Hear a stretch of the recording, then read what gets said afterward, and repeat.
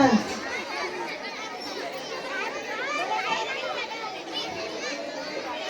पण टाळ्या वाजवायला पहिल्याच गाण्यात एवढी कंजूशी. आता जोरात टाळ्या वाजवून जाऊ द्या. व्यायाम आहे बरं हा. मित्रांनो, संगीत हे केवळ सूर तालांचे संयोग नसून ते मनाच्या गाभाऱ्याला स्पर्श करणारे भावविश्व आहे.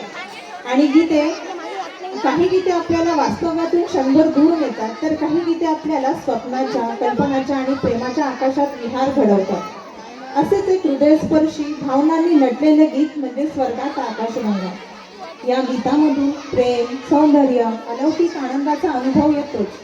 जणू स्वर्गीय शांततेची झलकही आपल्या मनात वाटते.